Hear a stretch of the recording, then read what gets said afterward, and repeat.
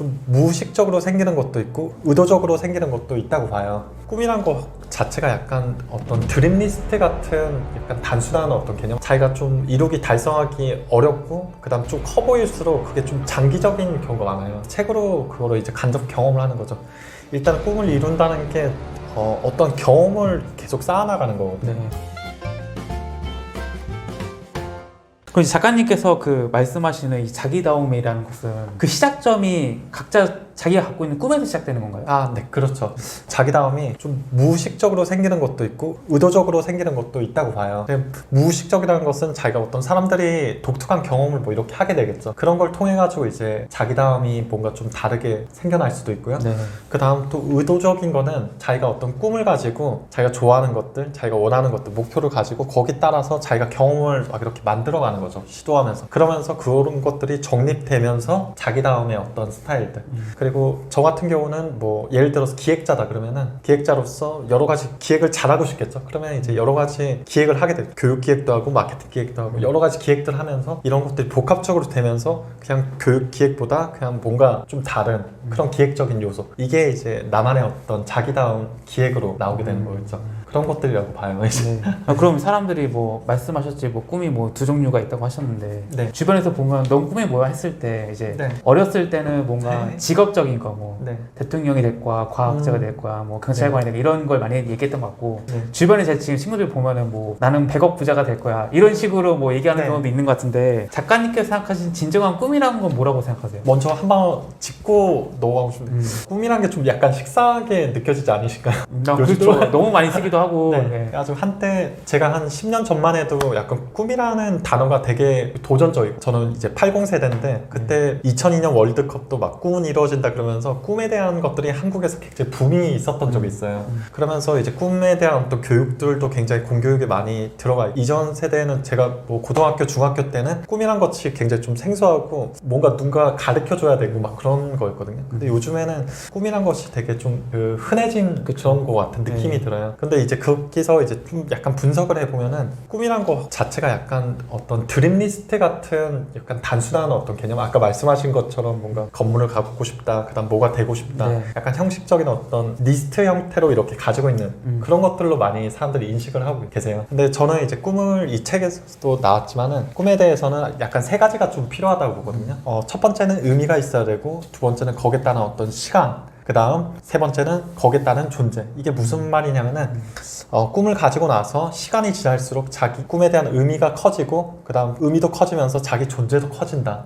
약간 이런 것들을 진짜 이게 의미 있는 꿈이 아닌가 그런 생각이 들어요. 예를 들어가지고 우리가 뭐 꿈을 뭐 똑같이 우리가 100억 부자가 되겠다 했는데 100억에 맞는 운영할 수 있는 사람이 되어야 되잖아요. 네. 거기에 맞게 또 시간이 지나면서 100억이 만들어져야 되고 또 의미도 100억에 대한 의미도 있어야 되고 그 다음 거기에 따른 자기 존재도 그걸 벌 수 있는 사람이 되어야겠죠. 그런 것처럼 이 어떤 꿈에는 시간이 필요하고 거기에 따라서 어떤 꿈에 대한 의미, 그 다음 거기에 따른 자기의 존재가 커지는 거, 이 세 가지가 좀 결합되어 있을 때 이게 진정한 꿈이 아닌가 그런 생각이 듭니다.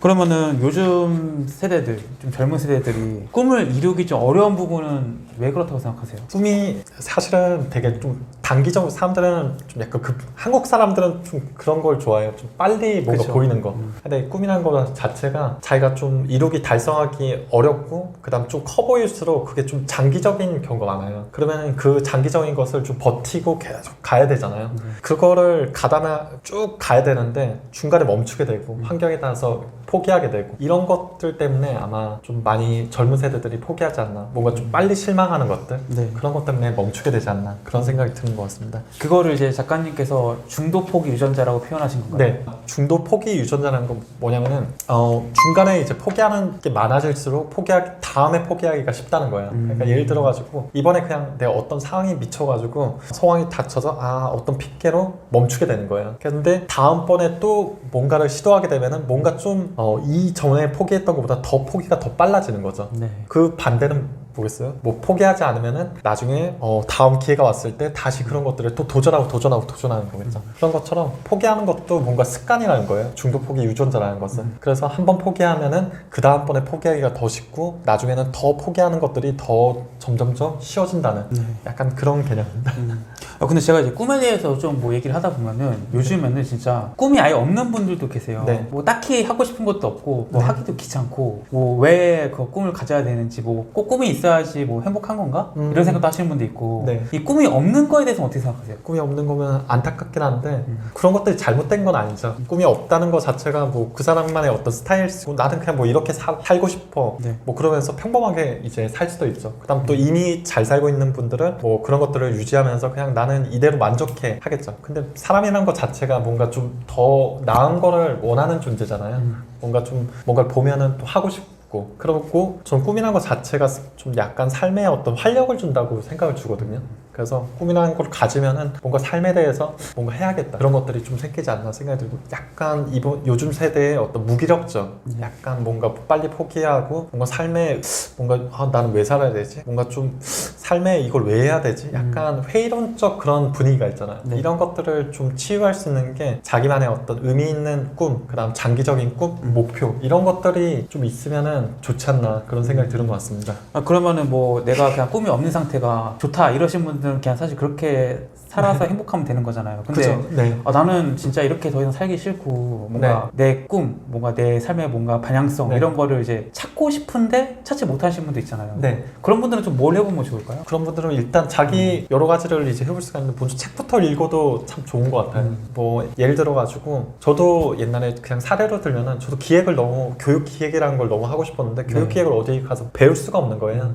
그랬을 때 이제 가장 좋았던 게 이제 책으로 그거를 이제 간접 경험을 하는 거죠. 일단 꿈을 이룬다는 게 어떤 경험을 계속 쌓아나가는 거거든요. 네. 그래서 그런 경험을 막 하는 건데 그런 경험들을 직접 할 수 없기 때문에 어떤 책을 통해서 이제 하게 되는 거죠. 근데 제가 그냥 이거 실질적으로 저한테도 도움이 됐고 진짜 실질적으로 도움이 되는 거 한 가지 말씀드리면은 아니 내가 뭘 원한다 그리고 내가 뭔가를 원하는데 어떻게 할지 모르겠다 그러면은 그냥 한번 서점에 가서 서점에서 내가 원하는 것들에 대한 어떤 한번 쭉 산책하듯이 네. 그러면 책들을 한번 몇 권 집어보면서 나와 비슷하게 산 사람들 그 다음 나와 관련된 것들 이런 것들을 하나하나 찾으면서 이렇게 또 찾아나가는 거예요. 그래서 꿈이라는 게 사람들이 보통 이렇게 뭔가 딱 정해지면 뭔가 딱딱 보여야 되는 그런 것처럼 생각을 많이 하시는데 꿈이라는 것 자체가 뭔가 내가 발견하면은 그거를 이제 하나의 어떤 단서로 찾고 계속 거기에 대해서 계속 찾아나가는 거죠.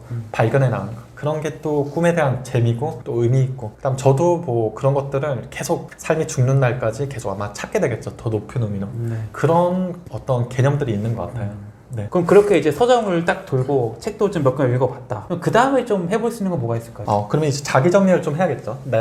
꿈이란 것이 내 꿈이기 때문에 자기 정리를 한번 해야 되는데 막상 자기를 돌아보려면 뭔가 좀 관점이 필요하잖아요. 그때 이제 한 3가지를 해보면 좋아요. 그게 뭐냐면 과거 정리, 그다음 미래 설정, 그다음 현재의 나를 돌아보는 거 이런 부분인데 과거 정리를 할 때는 3가지 관점을 한번 해보시는 거예요. 먼저 나를 변화시켰던 시간들, 그다음 나를 변화시켰던 생각들, 그다음 나를 변화시켰던 사람들 그 사람들이 내 영향에 어떤 영향을 미쳤는지 한번 돌아보는 거예요. 그리고 막상 기록을 해보면은 거기에 어떤 단서들이 굉장히 좀 많이 있거든요. 내가 뭘 좋아했고 뭘 잘했고 이때는 왜 이런 게 끌렸는지 그런 것들이 이제 서서히 모이기 시작하는 거죠. 그리고 나서 미래를 설정하는데 미래를 설정할 때는 한 가지만 설정하지 말고 한 3가지를 하고 싶은 거 3가지를 정해보는 거예요. 근데 저 같은 경우는 뭐 기획자이기 때문에 대안학교 기획자, 경영기획자, 그 다음 뭐 공동체 기획자 이렇게 했는데 뭐 여러 가지 해볼 수가 있어요. 나는 예술가, 그 다음 나는 뭐 작가, 그 다음 나는 뭐 유튜버 이렇게 할 수도 있죠. 그런 식으로 3개를 정하고 일단은 3개를 정해보는 거예요. 그게 맞든 안 맞든 나중에 계속 수정해 나가면 되기 때문에 그렇게 3개를 한번 정해보고 그걸 가지고 현재 내가 어떤 걸 할 수 있는지 한번 현재 내가 할 수 있는 것들 그 다음 내가 어떤 환경을 해야 되고 어떤 조건으로 뭘 해야 되고 어떤 걸 이제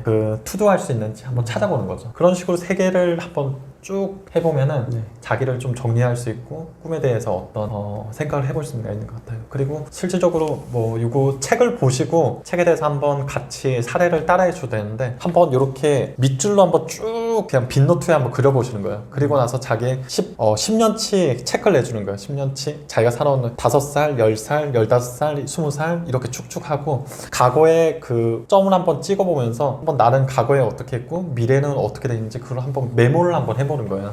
그럼 한 50년, 60년이 한 눈에 보이겠죠? 그러면 그게 어떤 프레임이 굉장히 어떤 나를 돌아보는데 굉장히 좋은 관점들을 이제 좀 제시해 주는 것 같습니다. 네. 네.